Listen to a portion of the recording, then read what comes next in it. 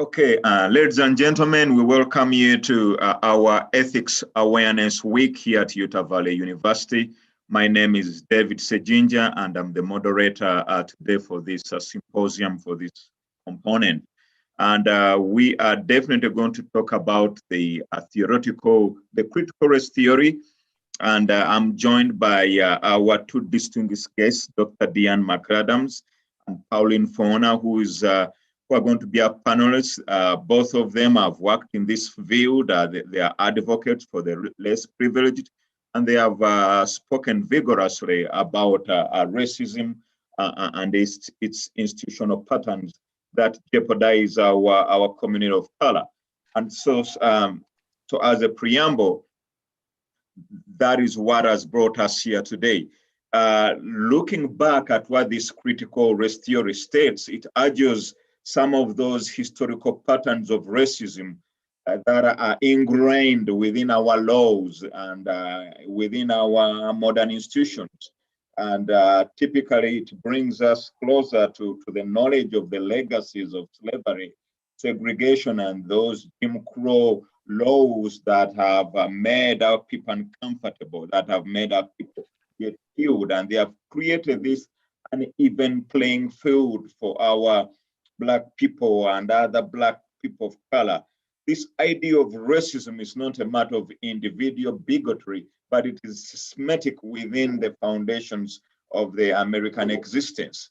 And so we've come to realize this criticism, the texture, the target of opposition within the equity efforts and affirmative actions that have brought this whole arena to weaken our very institutions into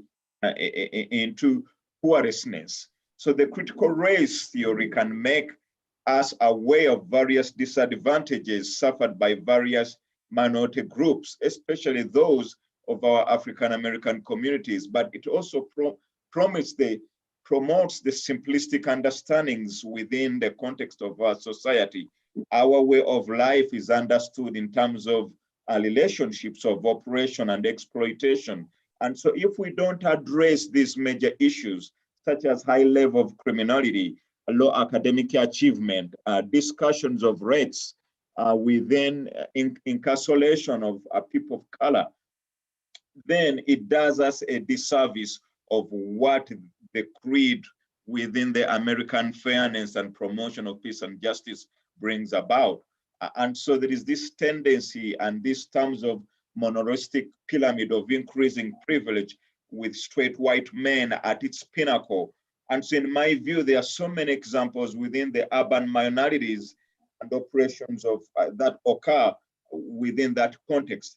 So this denial of this abnormal thinking of placing groups as oppressors and oppressed, the villainizing of whites, placing a ceiling within that minority abilities are destructive towards our empowering of our people, our American society to confront these systematic issues and fulfill our God-given degree that all of us, all men, are created equal. And so within that context, it also brings us to ponder and meditate what happened.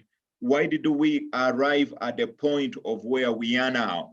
Hence, that question of critical race theory brings us to this table of friendship and reconciliation today. And so without further ado, I'd like to invite Dr. Diane McAdams to lead us into our next context with that introduction, but also give a shout out to Dr. Brian Bart for inviting us also, and we have partnered with him for so many years in the past. And in our center here in the Multicultural Center as an academic advisor at Utah Valley University in the Department of Multicultural, it helps us to understand and digest so many of our students who come here with so much zeal and academic rigor to pursue this college education. But again, some of them having harbored some of this condemnation of them not being privileged enough to excel and to do what they need to do and to be able to excel in different academic rigor. So all of these brings us to our understanding of why this is so. And so our motivation to them, our strength and encouragement in helping them navigate the college career helps us to understand until such a time when they graduate. So without further ado, I'd like to invite Dr. Diane. Dr. Diane is a professor here at Utah Valley University. She's an advocate for the less privileged, for the poor, and she's been an advocate and a strong mouthpiece for our communities that feel have been marginalized, and some of them that have been not able to excel to the high pillars of where they need to succeed. Dr. Diane, you're welcome to our program. Thank you. Thank you. Thank you. And I would like to say I am an African-American woman by designation of race. I am the product of historical and ancestral rape by white men in my family. I want to make that clear when we start. I would like to keep this a safe environment. I would like to use our emotional intelligence to self-regulate and bring us to a better self-awareness. I would like for us to assume no malintent. Let's approach our questions and comments with good intent. Let's meet people where they are and work with them in that area and in this time. Let's please be attracted to mercy, kindness, and empathy. And this might be radical pedagogy and a radical exercise for some of us to talk about race and critical race theory. But as we say in healthcare, when we attempt to teach people about changing their diet for their cardiac health, sometimes changing diet for some patients appears to be a radical change. But is it not more radical if a surgeon has to crack your chest open to access your heart and redirect vessels?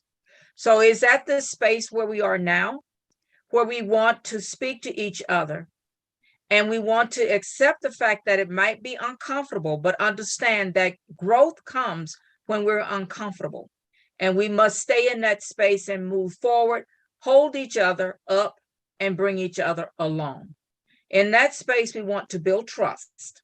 We want to remember Dr. Martin Luther King, who said, in the end, we will remember not the words of our enemies, but the silence of our friends. The objectives here, I'd like for us to understand a little bit more about critical race theory. And I do thank our previous colleagues, Derek Monson and Kevin Wolf, for introducing and marshaling in concepts on critical race theory. We will build a little bit further in working and conversation there. We will discuss the difference between critical race theory and US history. Now, as soon as this loads, I'm going to play this. This is Representative Christensen from Salt Lake, Utah. He's one of our representatives, and he's speaking with Dr. Hill, who is a journalist, about critical race theory and what Utah has put forward in the resolution.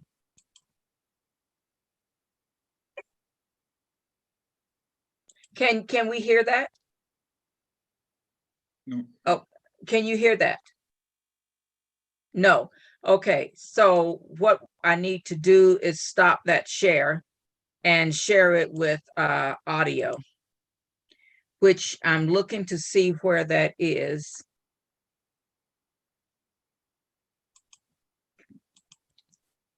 All right, so we will try that again. We'll try to share it with audio. Share sound. That's real simple when you push the button that says share sound. I pushed it. Let's try it again. Thank you for your patience. Right. If I were to say that by virtue of being white, there are certain privileges that you have, would that be considered teaching racial superiority? But that's what I'm saying. If you look at the resolution that was passed, what we're talking about is we've identified three specific concepts that we said these things simply cannot be taught in schools here in the state of Utah. And one of those is that one race is inherently superior or inferior to another one. So I want to keep going back to the resolution because those are the words on the page. Yeah. That is the resolution that was passed. Right. But I guess what I'm confused about is it feels like a solution in search of a problem, because you mentioned the resolution that says you can't teach racial superiority, and I think everybody's saying, cool, that's great. And then when we say, well, where is this happening? And then what you're pointing to are instances of conversations about privilege, which then conflate the two. So it's not that I'm ignoring the resolution or trying to divert away from the resolution. I'm saying that it seems like the resolution is trying to outlaw something that no one is really doing. And the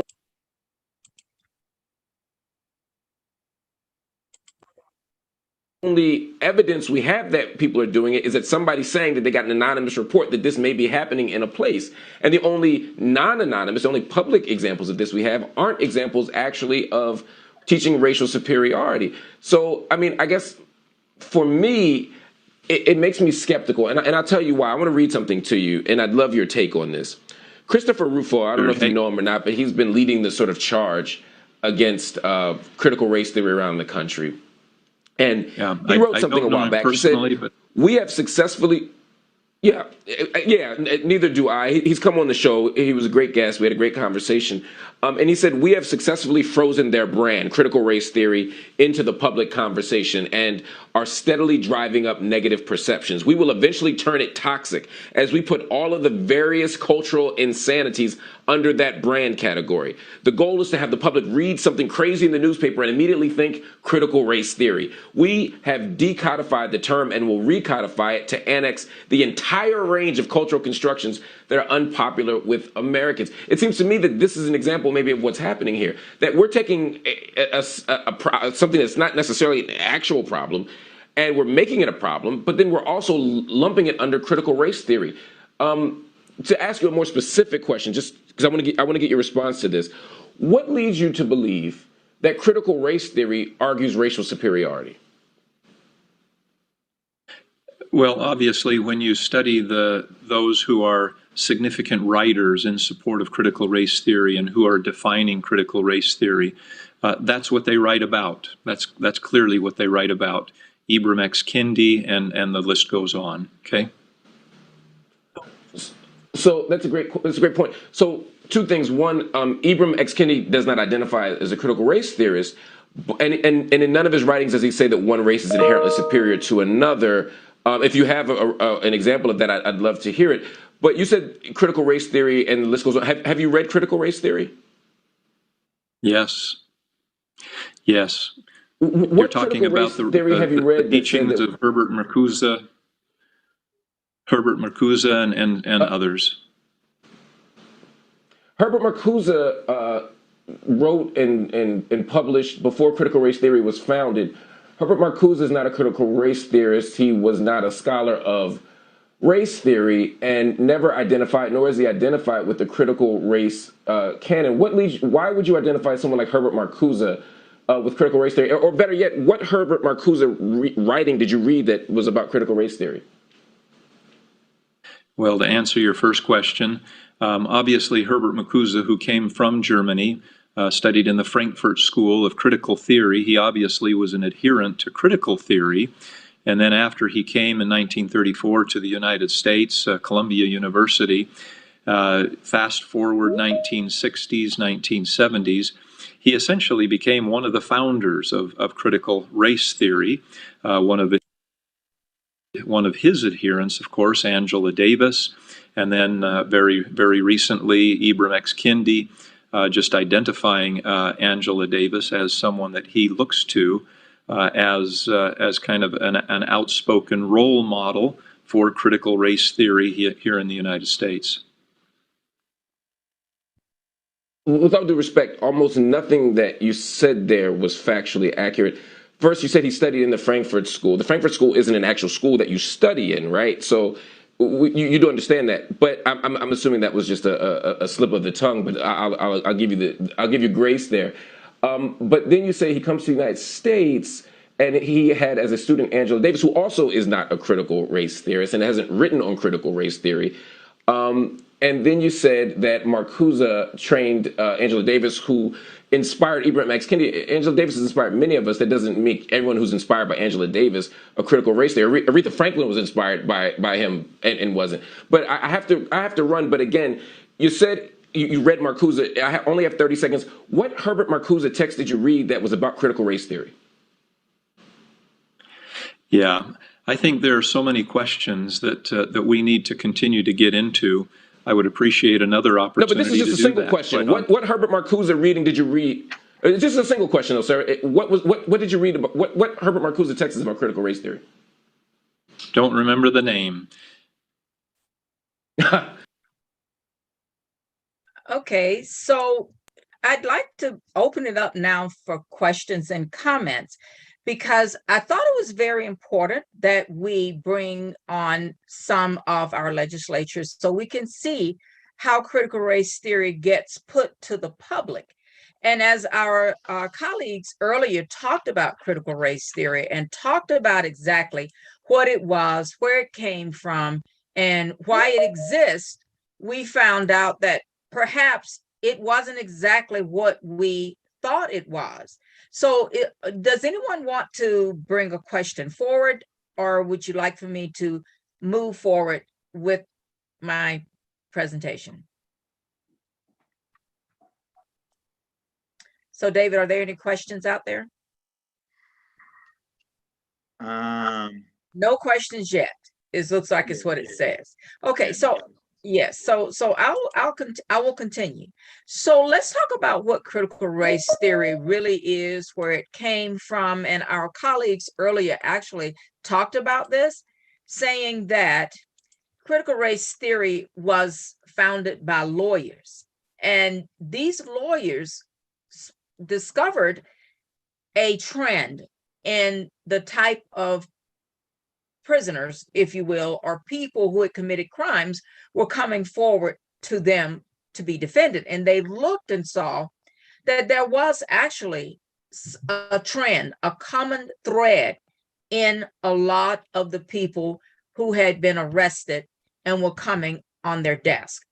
Right now, we have more than 20 states who have introduced or even passed legislation that would directly target the principles underlying critical race theory by banning schools from teaching about structural racism. And our previous colleagues, Derek and Kevin, spoke about this. They're banning schools from teaching about structural racism. So these efforts to demonize critical race theory are gaining traction. And more than a year into this, we've got people that are really confused.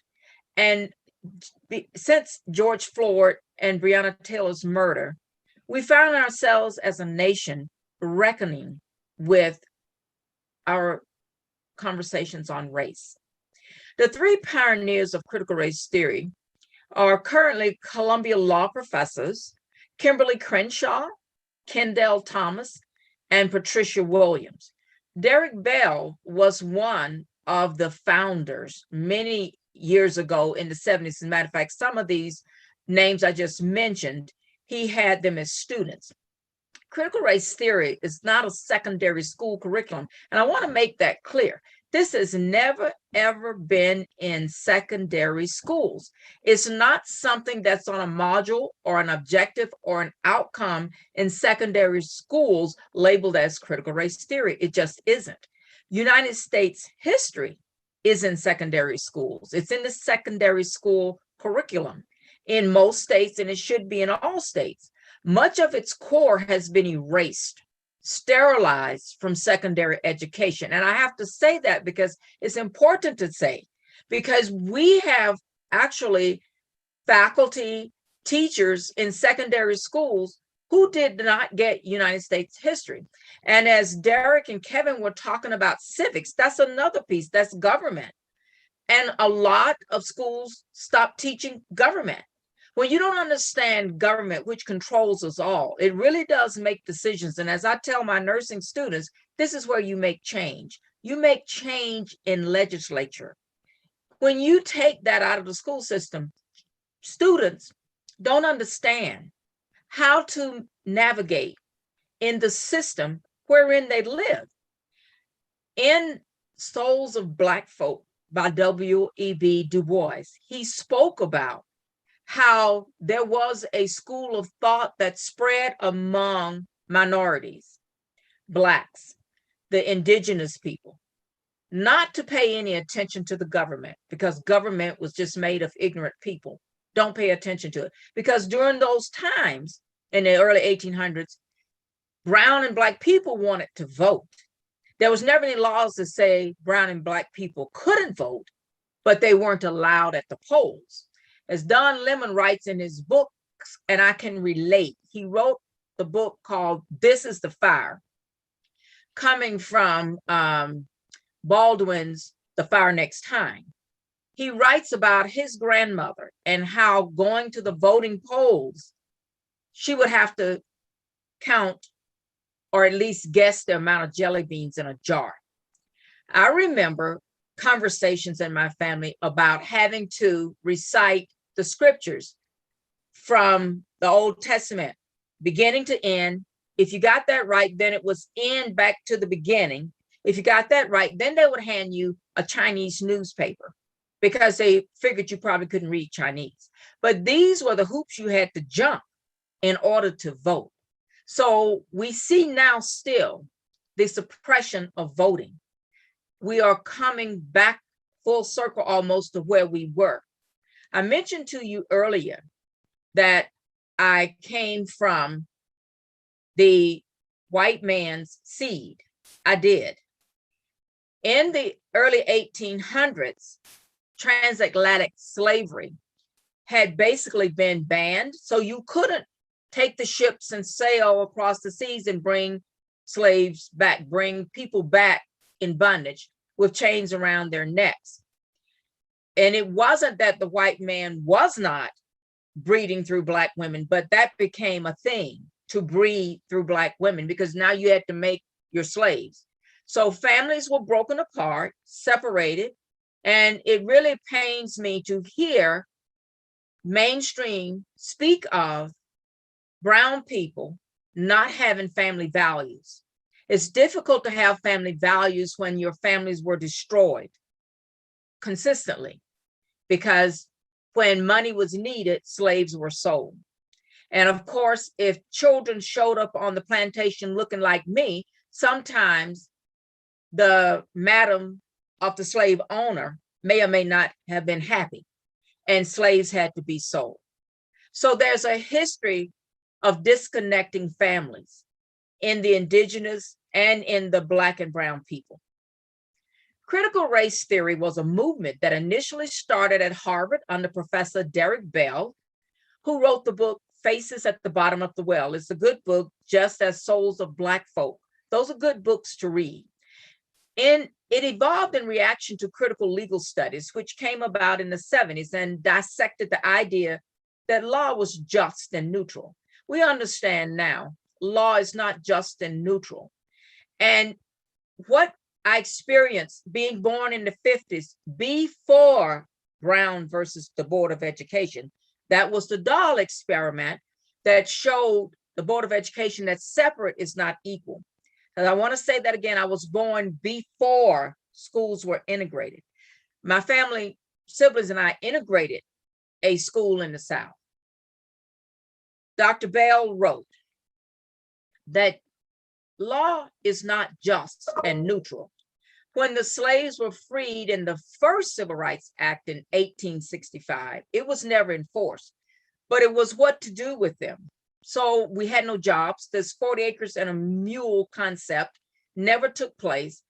There was nothing for us to do, but the white man did not want Blacks and others of color roaming around the streets. So the slave patrols were already in place before the slaves were emancipated.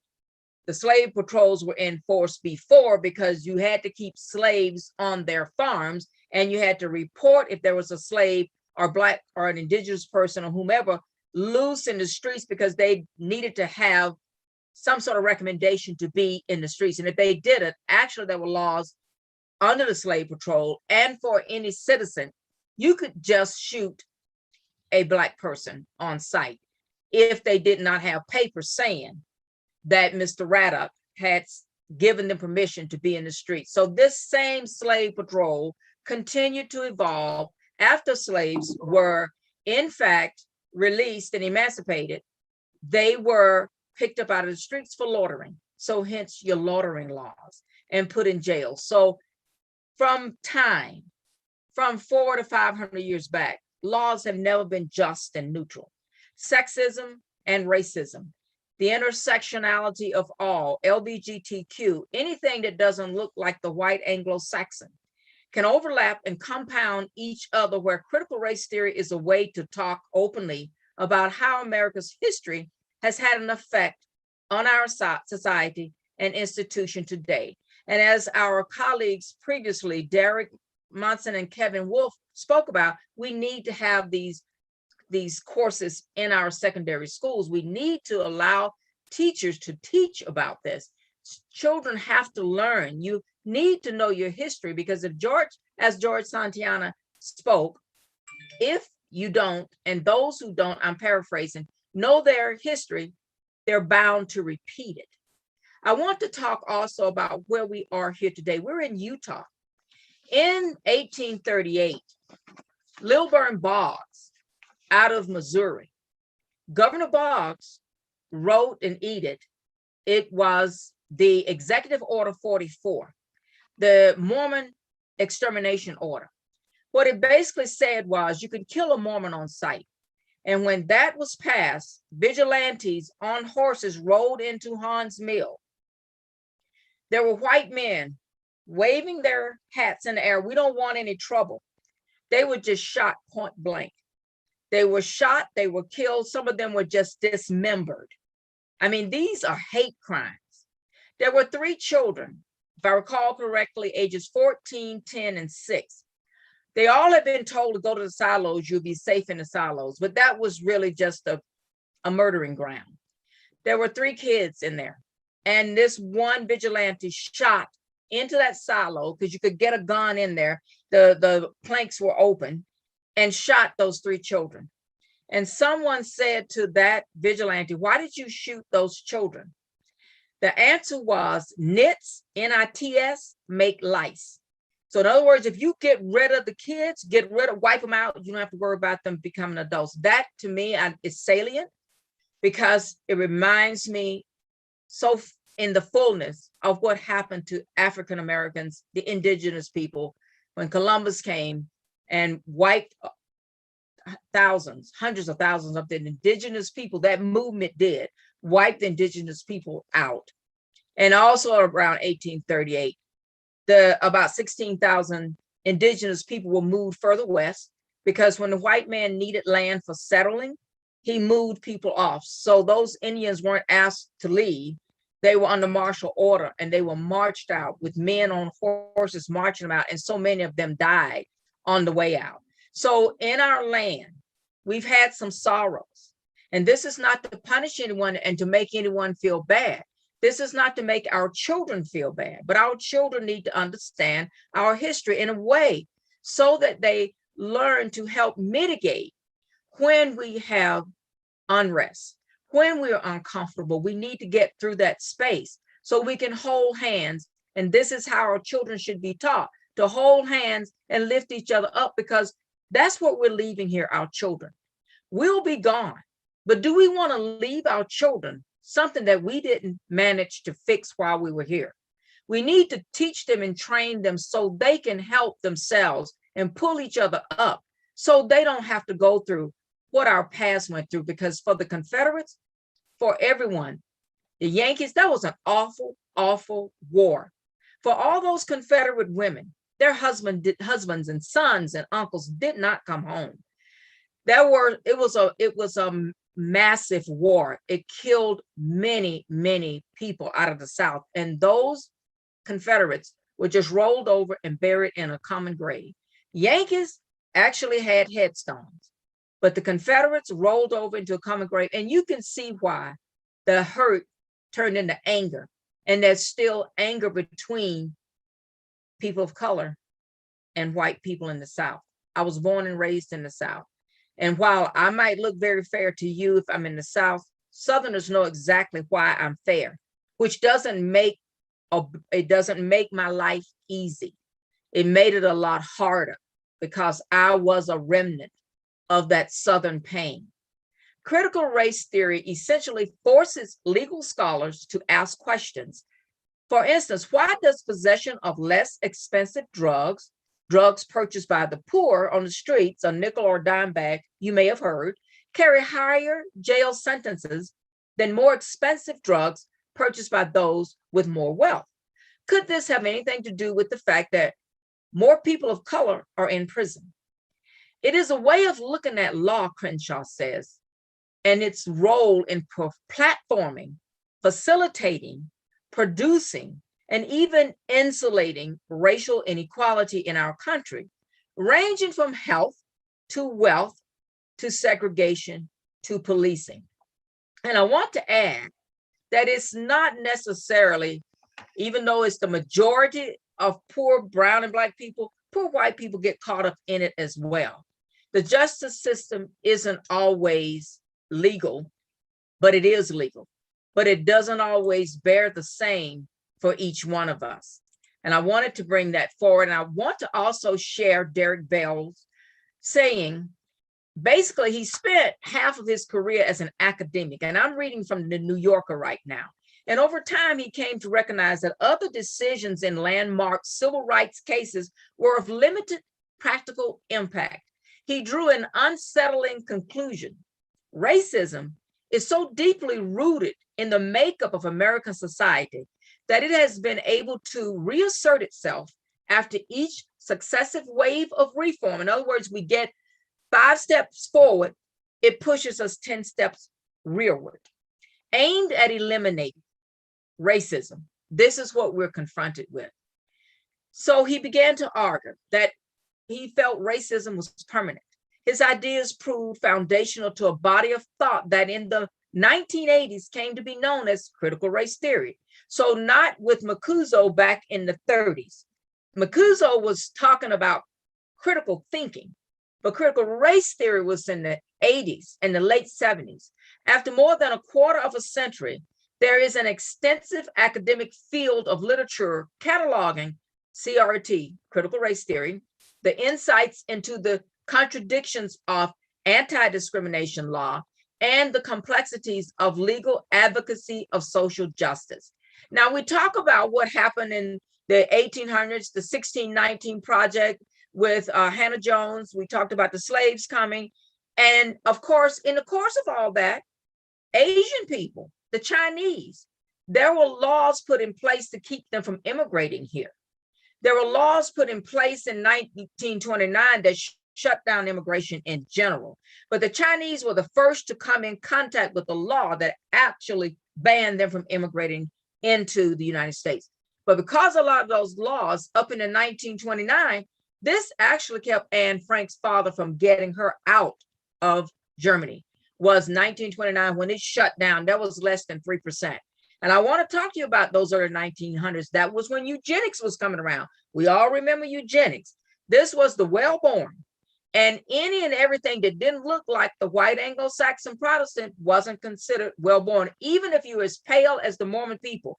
On page 3 of Dr. Paul Reeve's book called Religion of a Different Color, the Mormons struggle for whiteness. Mormons actually like to struggle for their whiteness. On page 3, one of the saints were saying, they're treating us like we're not even good enough to be with white people. And it was about true, because everywhere Mormons went, they were pushed from pillar to post. So for the past several months, however, conservatives have been waging this war on a wide range of claims that they wrongly ascribed to critical race theory, but they intentionally ascribed it to critical race theory, barely mentioning the body of scholarship behind it, or even Bell's or Crenshaw's name. Christopher Rufo, as Mark Lamont Hill, Dr. Hill talked about when he was talking with Representative Christensen, Rufo was the activist who launched the recent crusade. And on Twitter, he said, we have successfully frozen their brand, talking about critical race theory. We froze that brand into the public conversation. and we're steadily driving up negative perceptions. We will eventually turn it toxic as we put all of the various cultural insanities under the brand category. So he wrote this explaining that this is how you can build a story and a narrative when you have a pen and you've got a journal and you've got the media helping you to put it out there. According to critical race theory, it has been defined as Black supremacist racism. Now, this is Christopher Rufo, false history, but it's not false history. And I can tell you, I lived in a lot of this, and my parents have given me these stories.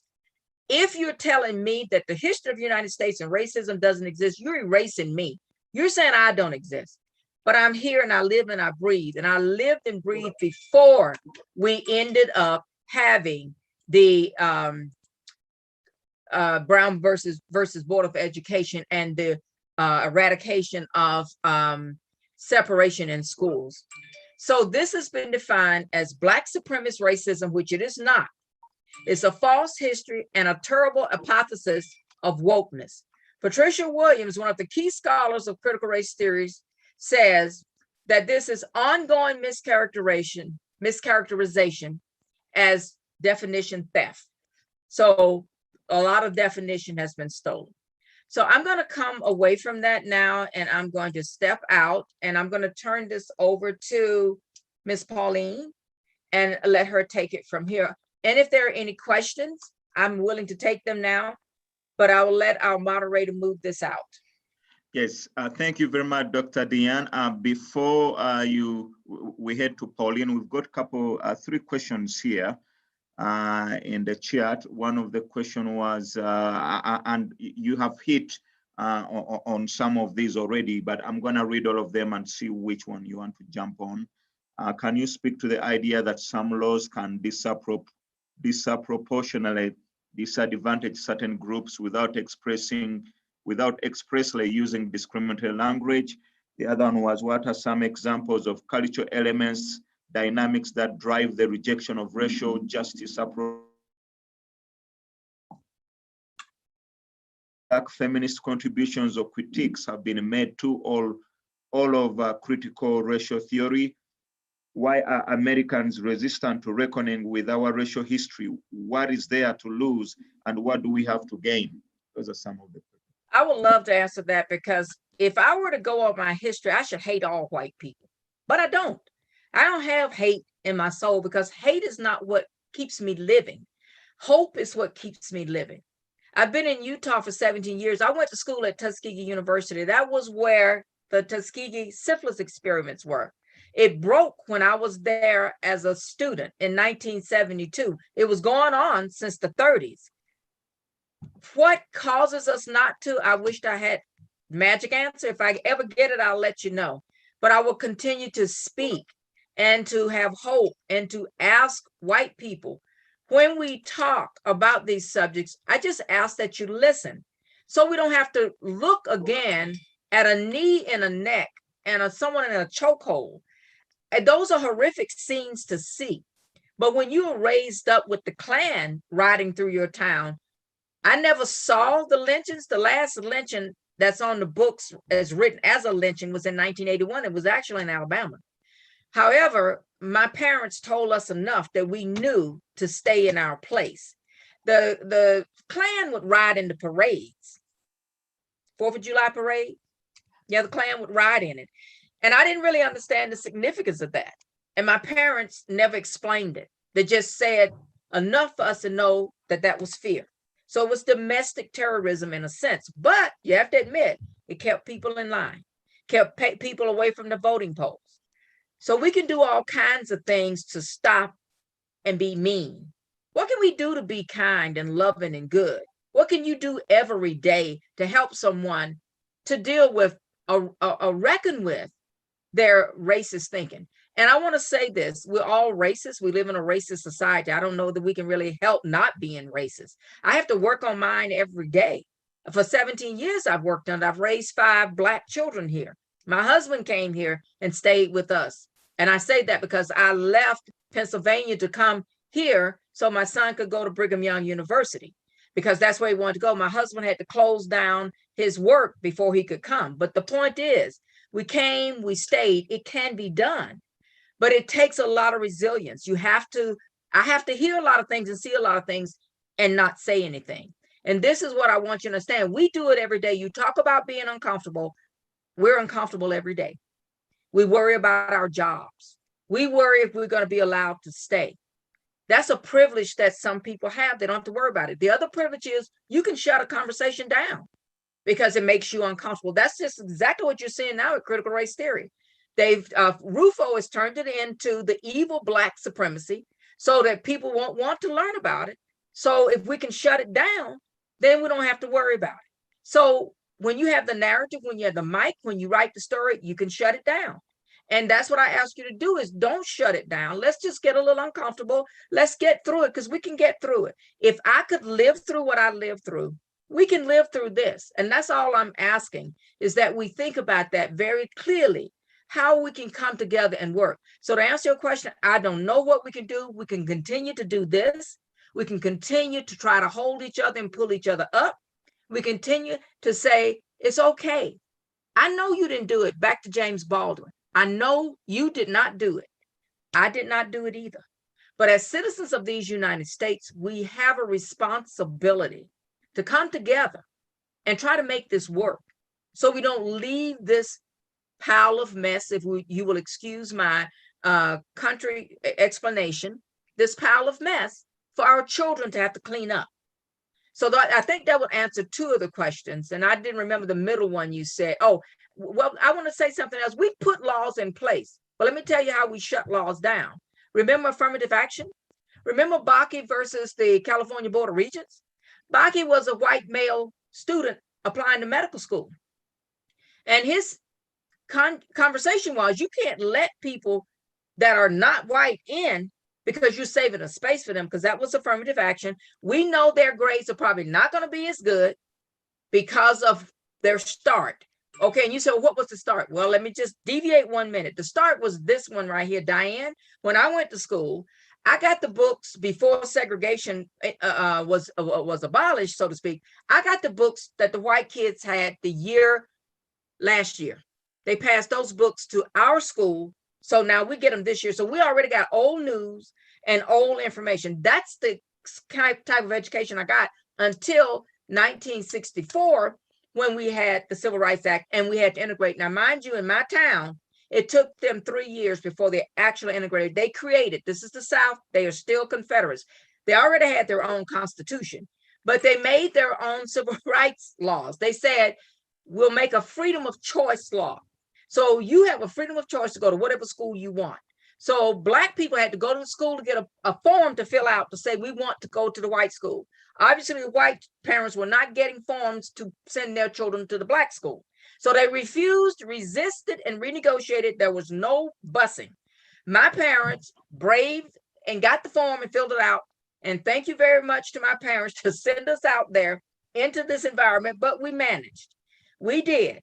My point is to say, affirmative action said, take people like that who didn't get the best education, give them a seat at the table, and let's help them move along in medical school. Well, Bakke said, no, you can't compare them to me.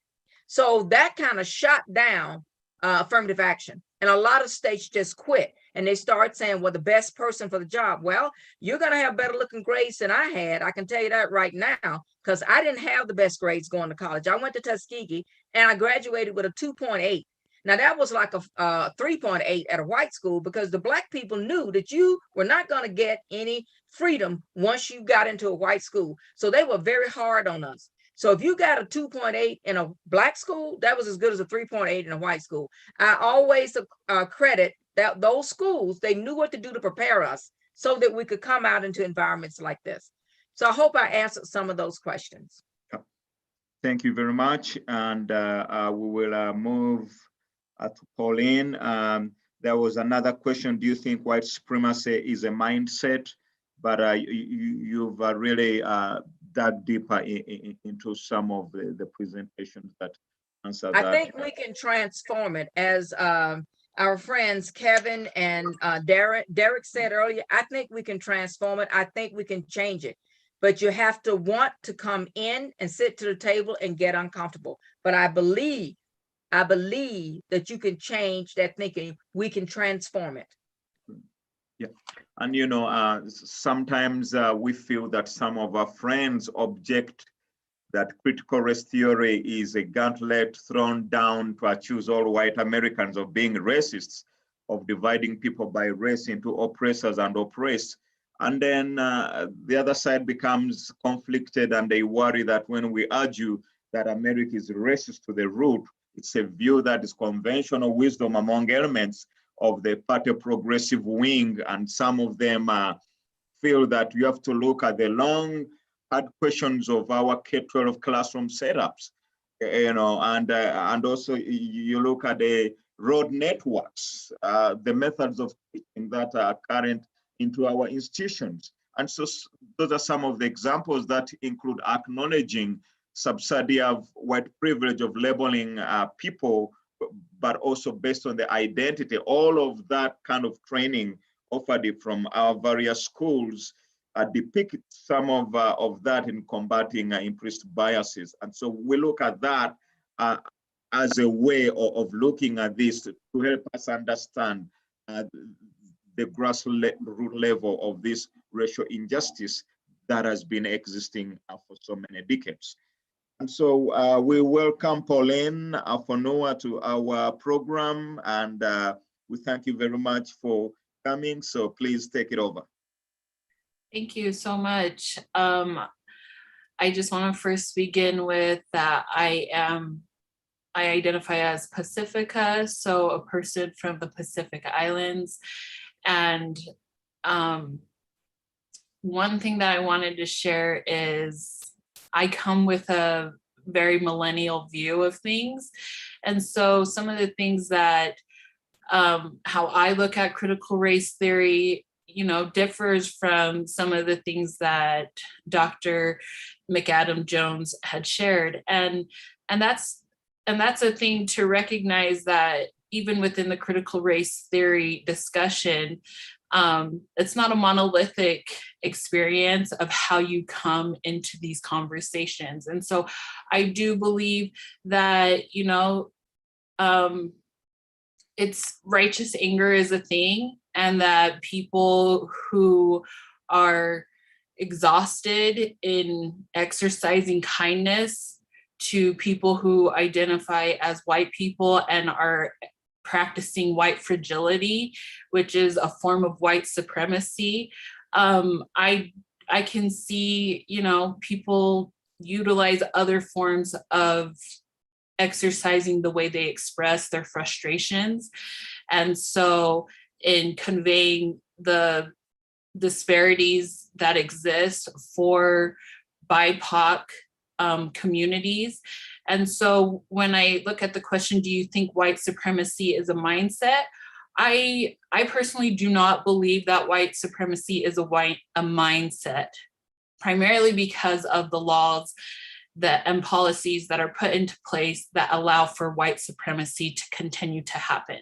And for me, I see that not only in the laws of how the government is structured, but I see that in religion, as well as I see that in sports. And so I think when we look at white supremacy, when we look at critical race theory, it's something that is like technology. It shouldn't just be one class. It should be a discussion that is had in every single class, because critical race theory impacts everything that our society participates. Whether you're here in the United States or whether you are in a global atmosphere, there is anti-Blackness everywhere. And so, and I wanted to jump into what Black feminist contributes or critiques have been made of critical race theory. Like one person that I wanted to bring up, her name is Erica Hart, and I really appreciate the conversation that Erica has. She is a social media influencer, but also discusses a lot of issues that happen within the Black community, primarily within the Black queer space. And a lot of the conversation about critical race is formed around Black and white, and we don't ever hear how non-Black people of color can also be an issue in these topics of race. And so that's something that she brings on, a little bit of nuance to the conversation, that, you know, the conversation is not just a Black and white thing. The conversation is also includes non-Black people of color, of upholding racial policies and systems that benefit them in sometimes in some way or form. And so anyways, thank you for letting me participate and add some thought.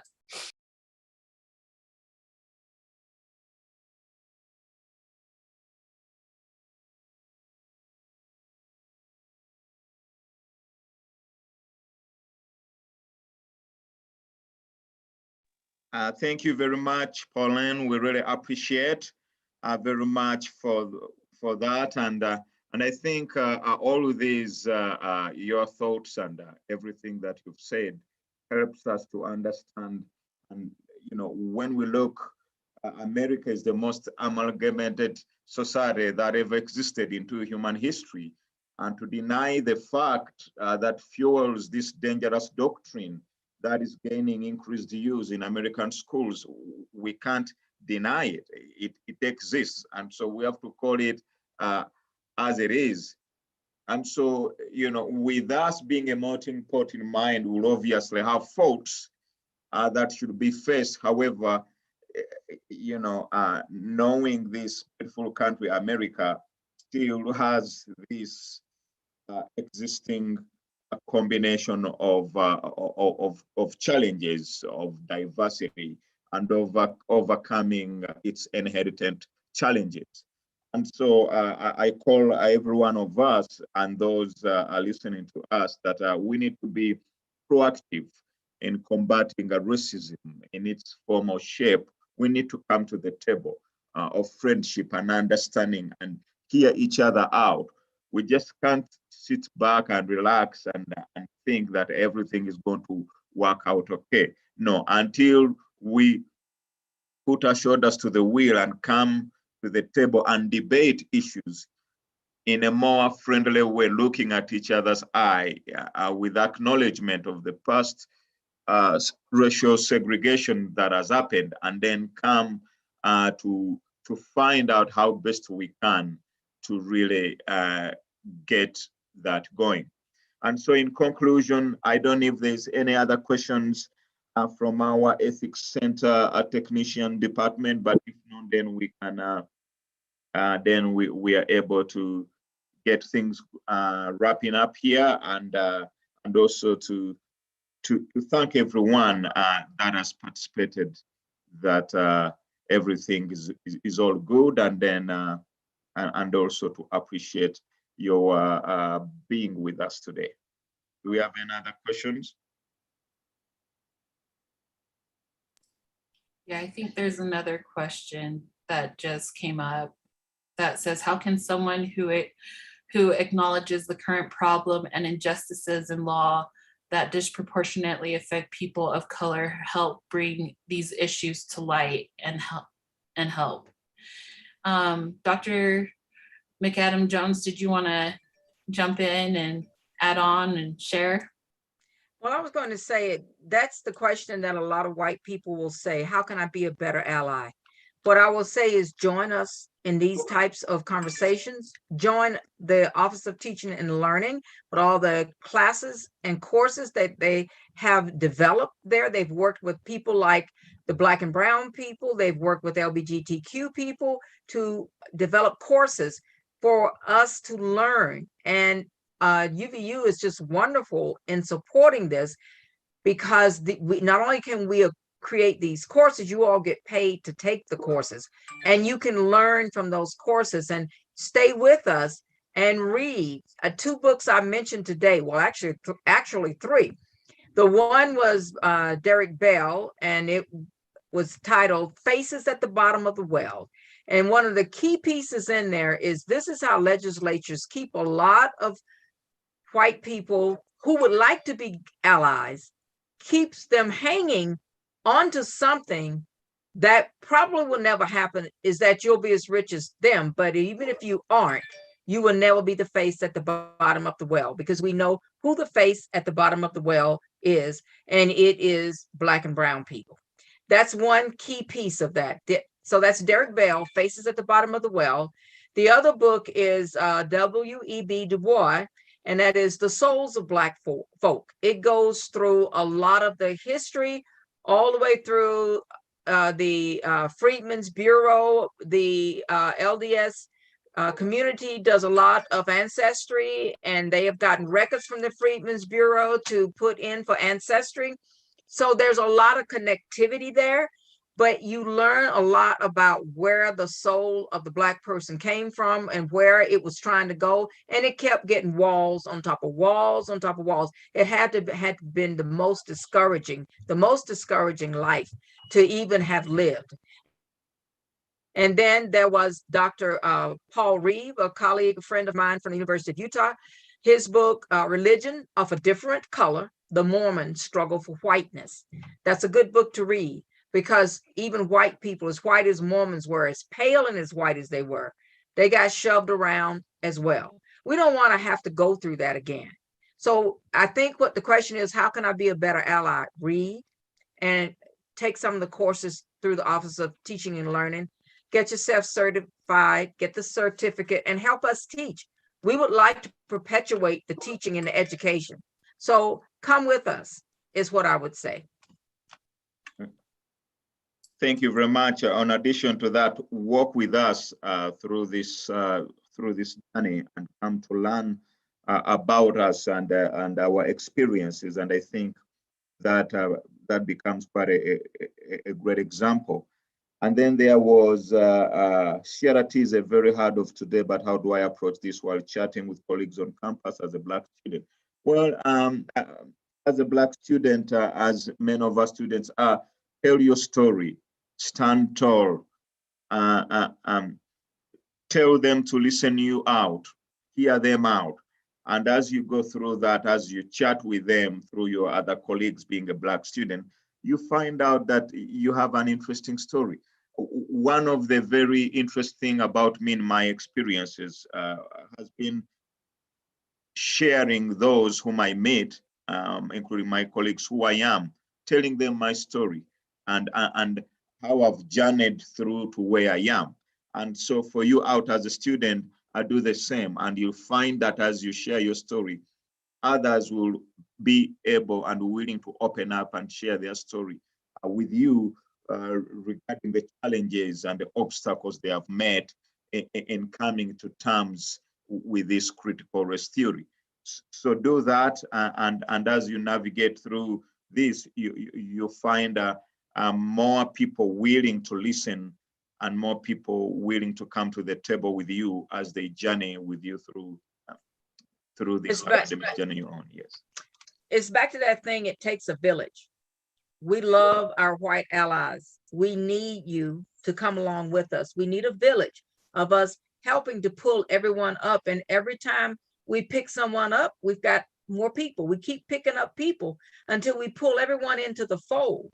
And I was raised up in communities like that, where you move ahead, you kind of pull along and help the other one. So we join hands and we do the best we can to try to make this a better place, because it's where we live and it's where we're going to leave our children. I wanted to add something on real quick. When I was reading that first question about how people can,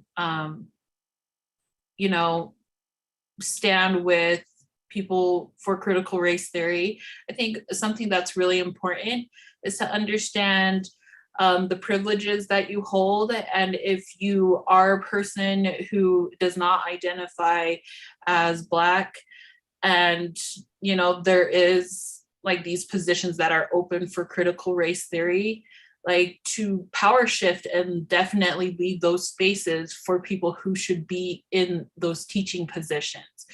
And the hard thing is to see people who don't identify with what the CRT curriculum is focused on teaching the curriculum. And I know it's better to get it out there than not, but if there is an opportunity to have someone who identifies within these groups of people teaching those courses, that will be far more better than to have someone who identifies as an ally. And so for it to come primarily from the source. And another thing that I wanted to add on to that last question, how do you work through the chattering from colleagues on campus? Unfortunately, if you attend a predominantly white institution, that chatting will continue, will be there whether you like it or not. It is part of the environment, and it's extremely hurtful to have to experience that.